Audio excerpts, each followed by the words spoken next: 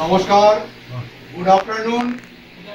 আজকে আমরা সবাই জড়ো হয়েছি, হাজির হয়েছি, উপস্থিত হয়েছি আমাদের সকলের প্রিয় বন্ধু শ্রী অসীম কুমার মজুমদারের বাড়িতে। তার এই যে সুন্দর সুইট হোম, এই সুইট হোমরা আমরা হাজির হয়েছি কেন? তার কারণ বন্ধুর দীর্ঘ 15 বছরের সঙ্গ আমরা পেয়েছি। কোথায় না? গাড়িতে। কেন? গাড়িতে করে আমরা সবাই অফিস যেতাম। সেই অফিস যাওয়ার পথে যে আমাদের সারাদিনের যে অফিস করার যে ক্লান্তি, মানে যে এনার্জি, সেটা কে যোগাতো? বন্ধু।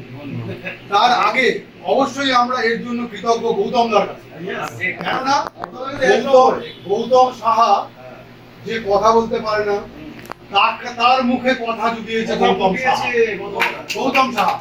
এবং সেটা গৌতমদা বলতো, এই দেখো এবার বলতে শুরু করেছে, এইটাই আমাদের জয়, এটাই আমাদের জয়।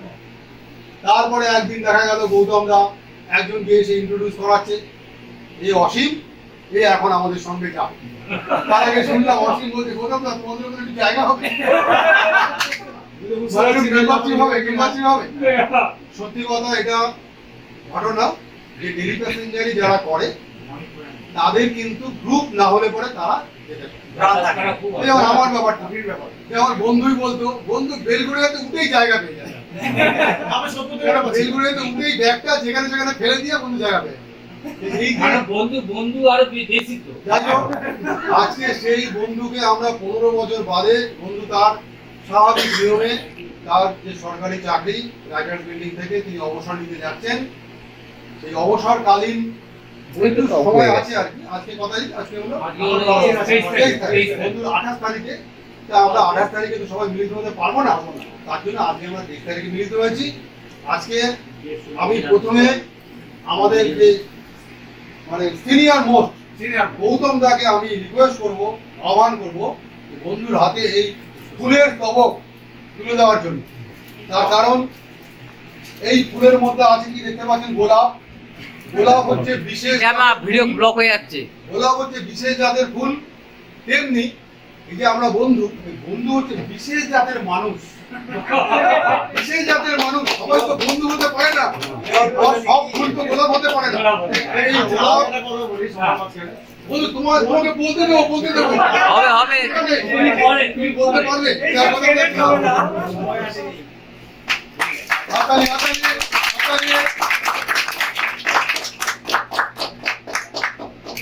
আচ্ছা, এর মধ্যে বাবল গেছে।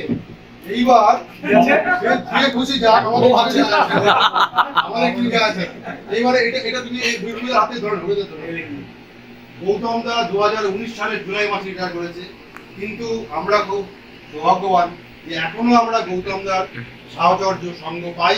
যখনই আমরা গৌতম দাকে ডাকি তখনই আমরা গৌতম দাকে পাই। এইবার এর আগে আমাদের এক বন্ধু রিটায়ার করেছে।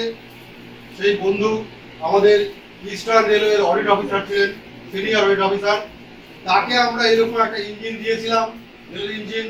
সেটা দেখে বন্ধুর খুব ভালো লাগলো যে আমিও তো ট্রেনে যাতায়াত করছি। তা আমি আহ্বান করবো আমাদের সেই বন্ধুকে, যিনি রেলের অডিট অফিসার ছিলেন, রেলের অডিট অফিসার, তার হাত দিয়ে বন্ধুর হাতে এই ছোট্ট উপহার আমাদের সকলের তরফ থেকে তুলে দেওয়ার জন্য। এখানে আমরা নাম লিখে দিয়েছি অসীম কুমার। এদিকে দেখাও, এদিকে দেখাও।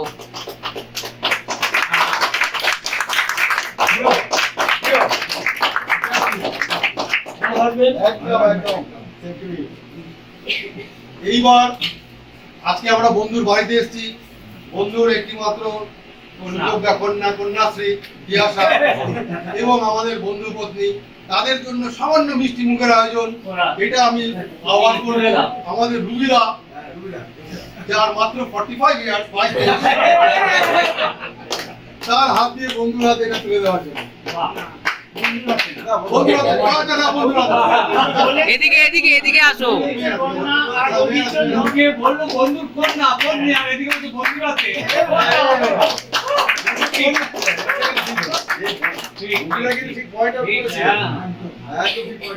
ব্যাপারটা হচ্ছে রুবিদা তো এটা ঠিক ধরবে, কারণ রুবিদা 3 বছর রিটায়ার করে গেছে।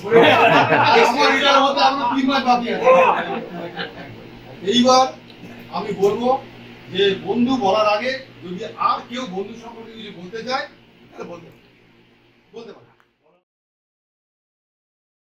মানে বাড়ির বাইরে আমি 14-15 বছর বাড়ির বাইরে কাটতে হয়, 37 বছর চাকরি লেগে। প্রথম আমাকে এই বন্ধু মহলে পরিচয় ঘটানোর জন্য, তারও বন্ধু বন্ধুই হচ্ছে আমার বন্ধু, কারণ জোরদার হাততালি। পাশাপাশি আমরা একদম মানে জন্মসূত্রে বন্ধুত্ব, আমরা পাশাপাশি থাকি একদম। তারও বললো আমাদের কম্পার্টমেন্টে আয়, আগের দিকে চলে যেতাম, পিছন দিকে নামে অনেকটা হাঁটতে হয়, তার জন্য আগের দিকে চলে যেতাম ট্রেনের। ওরা আমাদের সাথে আয়, দেখবি বন্ধু হয়ে যাবে। এবং সেই সময় ওই গৌতমদা ছিল, তারপর অসীমদা ছিল, আরও সবাই ছিল, অনেকে নতুন এসছে।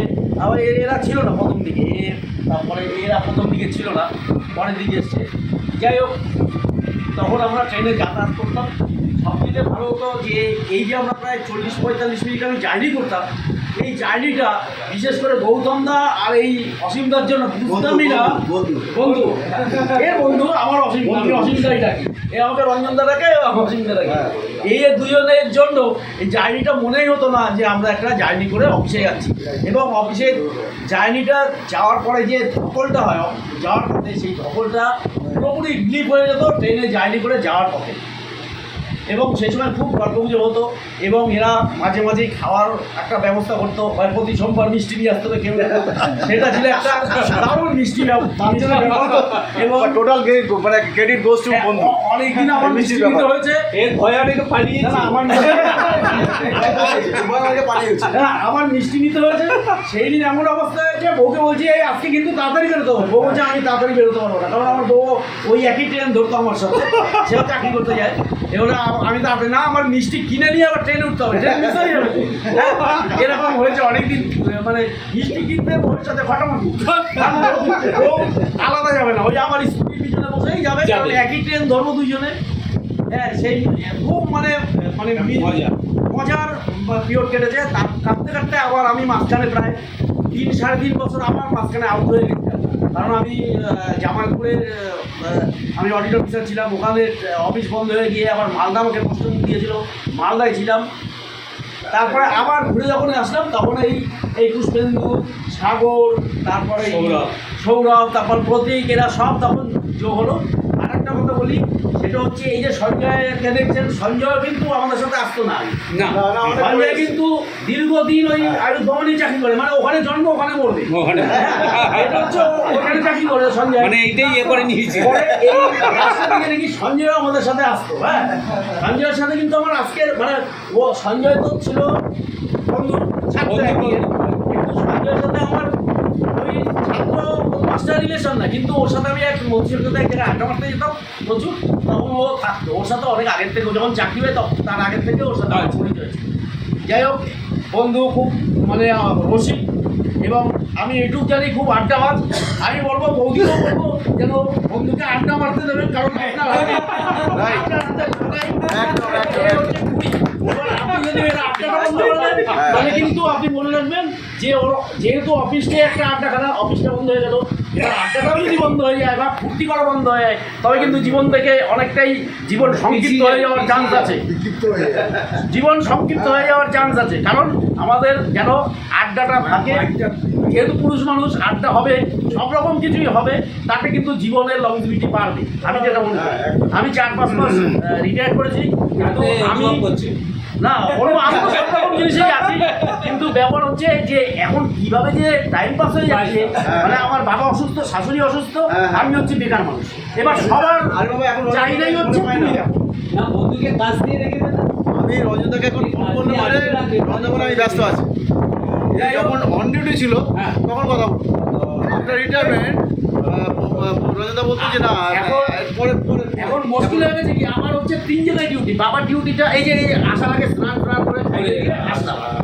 এখন আবার এই মাত্র মেয়ে ফোন করলো, বাবা আমি এক জায়গায় যাবো, তুমি কি আসতে পারবে? এই তেঁতুলতলা থাকে মেয়ে, তার বাচ্চাটারে আমার দেখতে হবে। আমার বউ চলে গেছে আজকে শাশুড়ি, তার মায়ের কাছে।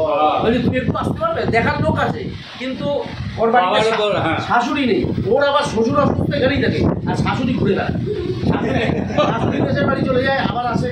এবার ওই বাচ্চাটা আমাকে আবার ডাকছে, মানে বেকার হওয়ার জ্বালা আবার এইটা, কাউকে চাপ দিতে পারছি না, এইটা বেকার হওয়ার জ্বালা। অসীমদা ভালোই, আর কিছু বলবো না বেশি, ভালো কাটা। হ্যাঁ, আর ওই মেয়ে আর আমার ছোট মেয়ের বয়স Same বয়স। কালকের মেয়ে তিনজনই সেম বয়স। হ্যাঁ, কালকের মেয়ে সেটেল হয়ে গেছে মোটামুটি। হ্যাঁ, আশা করি আমাদেরটাও হবে, এখন জানি না কি হবে। হ্যাঁ, যাই হোক, সুখে শান্তিতে শুধু সময়ের অপেক্ষা, সময়ের অপেক্ষা। হ্যাঁ, আর সময় অবশ্য শুধু বৌদিকে বললাম যে আড্ডা মারা ছেড়ে দিতে হবে, ওইটা বললে হবে না। আবার বৌদির সাথেও বৌদিকে নিয়েও আড্ডা মারতে হবে।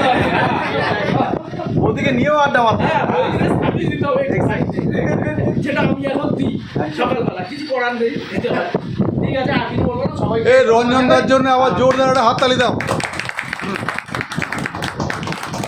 বলবে কিছু বলো, এই দেখো। বলো বলো বলো বলো বলো কিছু বলো। এই তুমি তো বলোনি কোনো- গৌতম দা কিন্তু ওই রঞ্জনদার মুখে বুগলি পড়িয়েছে, দেখেছো?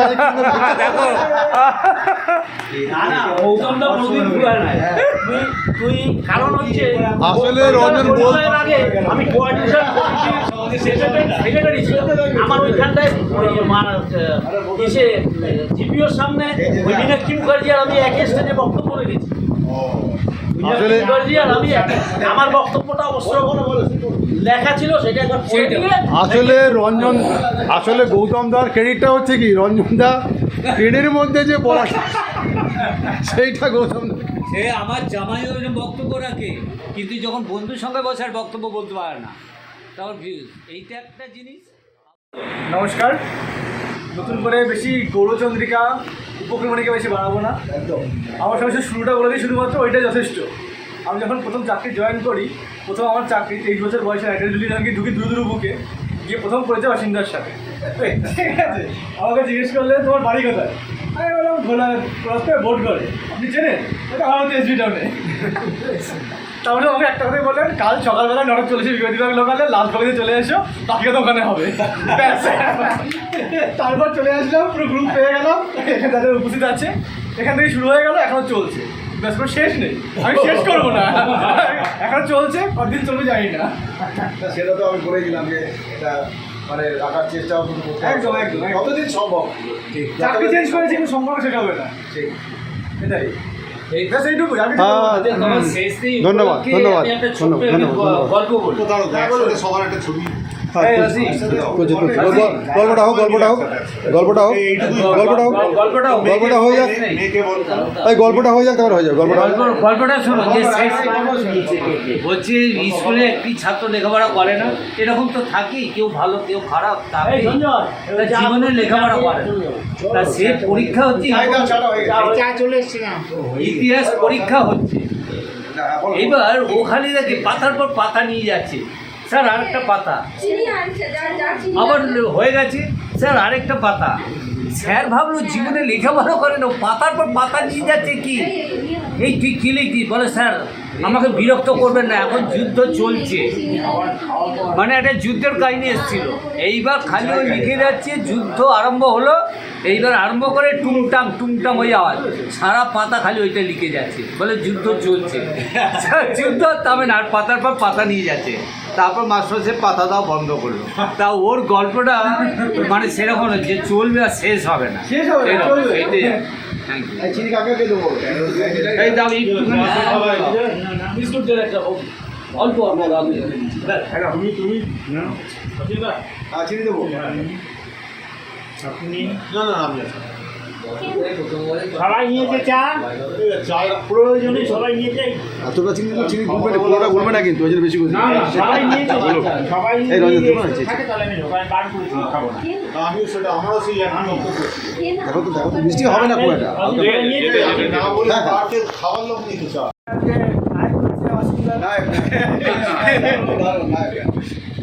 আজকে মূল অ্যাট্রাকশন হচ্ছে অসুবিধা, ওই এখানে করেননি, এই করবেন, এই মাসিক করবেন।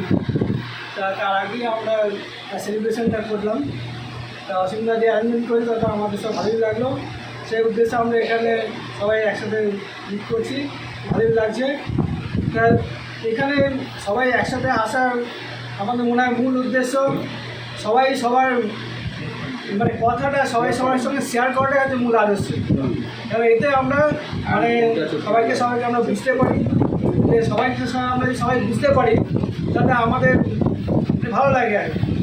যে আমাদের বন্ডিংটার মধ্যে প্রায় দিলেও হয় আর কি। তা এখানে অসুবিধার সঙ্গে আমি অনেক পরে এসেছি এই গ্রুপে। তো অসুবিধা যতদিন আমি দেখেছি তখন ট্রেনে যে আমরা জার্নি করতাম তাতে আমাদের ওই যে 8 ঘন্টা 40 মিনিট যাই হতো এই নিজেদের মধ্যে এই গল্প করতে করতে একটি কোনো একটা মানে অন্যরকম একটা পরিবেশ সৃষ্টি হতো। মানে রসদ সিংহে বুঝলি মস্ত দিয়ে দিত। মানে সব রকমই সব হতো, রকম। সব রকমই হতো, ভালো কথা। তারপরে ইয়ার্কি ঠাট্টা করে অনেক রকম রাখারাখি হতো, চলাহাটি হয়েছে, কিন্তু তার মধ্যেও আমরা একসাথে আনন্দ ছিল। এর মধ্যেও আনন্দে থেকেছি আমরা, এখনও রয়েছি, ভবিষ্যতে নিশ্চয়ই থাকবো। এটা আমাদের বন্ধুর রস থেকে আমরা বঞ্চিত হবো। হ্যাঁ, এটা মানে বন্ধুদের মধ্যে যদি নিজের বন্ধুই একমাত্র কিন্তু একটা জিনিস যেটা আমরা সবথেকে মনের কথা শেয়ার করতে পারি, সেটা রিলেশনের মধ্যে হয় না। সে মানে মানে বাবাই হোক, মাই হোক, বা স্ত্রী হোক, বা আমার ছেলে মেয়েই হোক, অতটা শেয়ার করা যায় না। বন্ধুই একমাত্র জিনিস যেটা সব কিছু শেয়ার করা যায়। এবং সব কিছু শেয়ার করতে পারলেই মানুষ মানে নিজের মনের দিক থেকে ফ্রি হতে পারে। এই মনের দিক থেকে ফ্রি হতে পারলেই মানুষের যে বলছিল লংজিভিটি বাড়ে, সেটা মানে একদম আমাদের মনের অনেক দুঃখ নিরসন হয় আর কি। সেটা ভালো লাগে সবাইকে। তাই এইটা অসুবিধাকে আমরা মিস করবো। আমরা অনেককে এখন মিস করি, অনেক এনজয়মেন্ট হয়ে গেছে আমাদের, অনেক মানে এই অনেক কমে যাচ্ছে। তার মধ্যে গৌতমদা একটু আগে আমি যখন প্রথম এই গ্রুপে এলাম তখন আমি খুব একটা কথা বলতাম না, চুপচাপ থাকতাম। কিন্তু গৌতমদার সঙ্গে এই এমনভাবে কথা বলতো, গল্প বলতো, সেই করতে করতে আমারও মুখ খুলে গেছে। আমারও মুখ খুলে গেল এবং আমি এখন কথা বলতে শুরু করলাম। হাতালি থামবে না। হ্যাঁ হ্যাঁ, এবার তুমি বলো, বলবো না? আচ্ছা পুষ্পেন্দু, ঠিক আছো? তুমি ঠিক আছো? রুবিদা ঠিক আছে। রুবিদা। রুবিদা আচ্ছা এটা বলার আগে আমি জাস্ট 30 সেকেন্ড আমি এটা করছি। চা খাওয়ার থাকলে চা বানাবো বলছি, তার বলে দিয়ে বানাতে নাকি? হ্যাঁ, যদি কষ্ট না হয় তাহলে বানানো যাবে। হচ্ছে না, লিকার কষ্ট না হয়। আছে না, তাহলে আমি লিকার চিনি চাই। লিকার চিনি ছাড়া কি বুঝতে পারছি?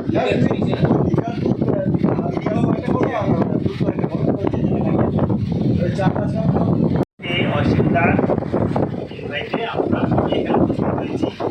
আমাদের সব ট্রেন যাত্রী, সহযাত্রী। আমি শুধু বেশি ছিলাম না, 5-7 বছর ছিলাম আসলে সাথে। সেখানটা অসীম তালুকদা, উদ্দমদা, এরকম কয়েকজন আগ্রহ আমার পরিচয় ছিল। সবার সাথে আরও 2-1টা প্রোগ্রামে মিলিত হয়েছি, ভালো হয়েছে, অবাক হয়ে গেছি। তাও এর মধ্যেও অসীম আমাকে মনে রেখে 3 বছর বাদে আজকের দিনে ডেকেছি। শুধু একমাত্র অসীমের সাথে মোটামুটি আমার হোয়াটসঅ্যাপে চ্যাটিং হয়, কথাবার্তা হয়, কিছু লেনদেন হয়। হ্যাঁ, বাকি আশা করি বাকি দিনগুলো অসীমের সাথে আমার একটু যোগাযোগ থাকে এবং বাকি সবার সাথেও রাখবার চেষ্টা করবো। সবার ফোন নাম্বার থাকলে গ্রুপ থেকে পেয়ে অসীমের অবসরকালীন জীবন সুস্থভাবে ভালোভাবে কাটুক পরিবারের সবার সাথে। Thank you. ধন্যবাদ রুবিদাকে। এবার অসুবিধা শুরু করবো। না, সৌরভ বলো বলছি, সৌরভ একটু বলবো। আমার বলার পরে ও আমি সবার জুনিয়র না অসুবিধা বলো। আচ্ছা আচ্ছা, চায়ের প্রোগ্রামটা তো আচ্ছা, প্রথমে সবাইকে তোমার বক্তব্য নমস্কার জানাচ্ছি। আচ্ছা নমস্কার জানিয়ে যদিও খুব ভালো বলতে পারি না, আমি একটু ভুলভাল বলে ফেলি।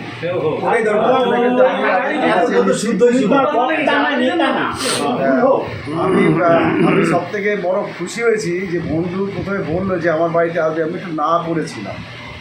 তা গৌতমদা বললো কেন, তার উত্তরটা বিগতে দিতে পারি। না আমি বুঝতে পারি না। আমি ভেবেছি বোধহয় যে ওখানে খাওয়া দাওয়ার অনুষ্ঠানটা হচ্ছে, হয়তো ওইখানেই হয়তো ফেয়ারওয়েলটা সেরে ফেলা হবে। আমি সেই সেন্সেই বলেছিলাম যে আবার বাড়িতে যাবে, কিন্তু কেউ হয়তো যে হয়তো বাড়িতে যেতে নিয়ে যাচ্ছে চাইছে না, কোনো কারণ আছে বোধহয়।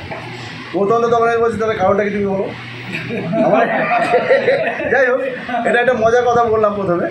জায়গায় সেটা বাড়িতে আসাতে আমি দেখছি যে টোটাল পরিবেশটা একদম চেঞ্জ হয়ে গেছে। কিন্তু আমি বুঝতে পারিনি, আমিও এটা বুঝতে পারি। আমি সিরিয়াসলি আমি বুঝতে পারি। আমি ভাবলাম যে শুধু আমি যদি দুবেলা দিয়ে হ্যাঁ আমি ভেবেছি যাক এটা একটা নমিনাল ব্যাপার, কিন্তু বন্ধু কিন্তু ফেয়ারওয়েলের যে ম্যানেজার বা ফেয়ারওয়েল যে মিনিস্টার, আমি কিন্তু বন্ধুকে বলবো যে বন্ধু কিন্তু অ্যাকচুয়ালি ফেয়ারওয়েল মিনিস্টার, ম্যানেজার। আমি দেখেছি বন্ধুর অফিস কলিগ যত মানে এখনো পর্যন্ত যারা যারা রিটায়ার করে গেছে, বন্ধু কিন্তু সেই ব্যাপারে এটা আমার খুব ভালো লেগেছে যে বন্ধু এখানে আসার জন্য যে আমাকে রিকোয়েস্ট করাতে যে এখানে হচ্ছে যে অনুষ্ঠানটা। আর সবচেয়ে বড় কিন্তু আরও আনন্দ পাচ্ছি যে এই কারণে যে আমার বাড়িতে কিন্তু আমার সেই গৃহবয়ের সময় একবারে কিছু লোক এসেছিল, তারপরে কিন্তু এবারে 25 বছর পর 25 বছর পর এত সমাগম। এখন আপনার দেন আমার বোনের যাই হোক, এই জন্য আমি আরও খুব খুশি হয়েছি যে এতদিন পর আবার এতজনাকে আমি পেলাম, এবং তারা আমার খুব কাছের এবং খুব পকেটের লোক। ঠিক আছে, তো যাই হোক, এবার একটু চাকরির কথা বলি। ব্যাপারটা হচ্ছে যে আমি যখন চাকরিতে প্রথমে ঢুকেছিলাম ইন দ্য ইয়ার 1993, তো বিভিন্ন ডিপার্টমেন্টে আমি গেছি। এটা আমাদের সেক্রেটারিয়েটের সিস্টেম গৌতমদা জানে। তো বিভিন্ন জায়গায় যাওয়ার পরে সত্যি কথা বলতে আমি চাকরি জীবনে আমি এতটাই আমি পেয়েছি, মানে সবার কাছ থেকে ভালোবাসা, সহযোগিতা, এবং কারোর কাছে যে একটা মানে কী বলবো একটা বিরূপ মনোভাব যে কেউ দেখিয়েছে আমার উপরে, এরকম কিন্তু আমি কিন্তু অনেক ফাঁকিবাজ ছিলাম, এটাও ঠিক। আমি অনেক কাজের ক্ষেত্রে আমি ফাঁকিবাজ ছিলাম এবং কাজও করতাম, তার কিন্তু ফাঁকিবাজ ছিলাম না, তা না। অফিসে দেরি করে যাওয়া, তাড়াতাড়ি আসে, এটা একটা রুটিন মাফিক ব্যাপার ছিল। তা যাই হোক, সেই সব দিনগুলো চলে গেছে আর কি। তার মধ্যে কাজগুলো তুলে দিতে সেটাও সেটা ফাস্ট কাজগুলো তুলে দিতে, কাজ আমার খুব ফাস্ট কাজ ছিল, এটা ঠিকই, খুব ফাস্ট। হ্যাঁ। তো যাই হোক, এবারে তুমি যদি জীবনে আবার এরপরে অফিসার হও, তোমার ভাগ্যে যদি ভাগিদার করে, সেটা তুমি কি হাসিমুখে মেনে নেবে? তো মেনে নিতে বাধ্য, যেহেতু আমি ফাঁকি পাচ্ছিলাম, সেই জন্য আমি মেনে নিতে বাধ্য হবো। আগে বেরোনো সেই তো যাই হোক, এখন পরিবেশ কিন্তু আকাশ পাতাল পাল্টে গেছে অফিসে। ফাঁকিবাজি ব্যাপারটা না, আগে লোক সংখ্যা অনেক ছিল, তাই ফাঁকি দেওয়া যেত। এখন সেই জিনিসটা নেই, অফিস কাছারিতে ফাঁকিবাজ ব্যাপারটাই চেঞ্জ হয়ে গেছে। তো এই যে এখন সৌরভ আছে, সৌরভ জিজ্ঞাসা করুন। তাই যাই আর দু একটা কথা বলবো। যখন প্রতীকের মতন বয়স বা সাগরের মতন এই সৌরভের মতন বয়সে যখন চাকরিতে ঢুকেছিলাম, আমি সত্যি কথা তখন একদম মনের কথাই বলছি যে বোধহয় আমার জীবনে কোনো রিটায়ারমেন্ট হবে না, এটা আমি ভাবতাম। সত্যি আমি এটা ভাবতাম। লং টাইম চলবে। হ্যাঁ, মানে তখন তো একদম কম বয়স, ভাবনার কোনো জায়গাই নেই। না দূর রিটায়ারমেন্ট, আমার লাইফ ওরকম রিটায়ারমেন্টে বলে কোনো দিন আসবে। আমি মানে ভাবতাম যে ওই ধরে এইসব যা দেখতাম, আমি অনেক দিন এখন মনে কোনো দাগ কাটতো না, কিন্তু সেই দিনটা যে এত তাড়াতাড়ি চলে আসবে আমি সেটা কিন্তু একদম এটা আমার কল্পনার বাইরে চলে গেছে। যাই হোক, এটা তো মানে আমাদের সিস্টেম, প্রত্যেকেই মানে একদিন না একদিন তাদের রিটায়ার হতেই হবে, এটা সিস্টেম। যারা যারা রিটায়ার করে গেছে, আমি তাই ভাবি যে এখন ফিল করি যারা যারা রিটায়ার করে গেছে, তো তারা বোধহয় সেই সময়টা একটু হলেও মানসিকভাবে হয়তো বিপর্যস্ত হয়েছিল, হয়তো সময় সে 1 ঘন্টার জন্য হোক বা 1 দিনের জন্য হোক, কিন্তু হয়েছিল আমার মনে হয়। হ্যাঁ, সেই ফিলিংসটা একটু আসছে, তো সেটাকে আমি একটু ডাইলিউট করে দেওয়ার আমি চেষ্টা করছি আর কি, যতটা বলা যায়। কিন্তু আমাকে তো এটা মেনে নিতে হবে যে না, সার্ভিসে যখন ঢুকেছি, তাহলে যাই হোক, এখন এই বয়সে এসে মনে হচ্ছে না রিটায়ারমেন্টের ডেটটাও আমাকে সিমিলারলি আমাকে মেনে নিতে হবে। এটা আমার কিছু করার নেই, এটা সবার ক্ষেত্রেই সমান। তো যাই হোক, আমি কী আর বলবো, আর কিছু তো বলার কোনো ভাষা পাচ্ছি না। বন্ধু অনেক কিছু বলে দিয়েছে আমার নামে, রঞ্জনদা বলেছে, সৌরভ বলবে, গৌতমদা বলেছে। আর গৌতমদার ব্যাপারটা তো সবাই শুনে জানি আমরা, যার জন্য আরও বেশি ব্যাপারটাতে আমাদের খুব খারাপ লাগে। মাঝে মাঝে আমরা ওটা ভাবি মনে মনে, কিন্তু আমরা কিছু করতে পারি না। আমাদের মনে অনেক ইচ্ছা জাগে যে কি পাশে গিয়ে একটু দাঁড়ায় একটা কিছু করি, কিন্তু সত্যি কথা বলতে সেইটা হয়ে ওঠে না, এলসিমেন্ট ব্যাপার। কিন্তু আমরা তো ভুলে যাচ্ছি না ব্যাপারটা। তাই যাই হোক, আমি সবাইকে আমার শুভেচ্ছা অভিনন্দন জানিয়ে আমি আমার এই সংক্ষিপ্ত বক্তব্য শেষ করলাম। সবাই খুব ভালো থাকবেন, এবং যারা যারা সার্ভিসে আছে তারা যেন আমার মতো এরকম সাকসেসফুলি তারা যেন চাকরি জীবন কমপ্লিট করতে। বন্ধু যে ভালো বলতে পারে না, তার একটা নমুনা আপনারা পেয়ে গেলেন।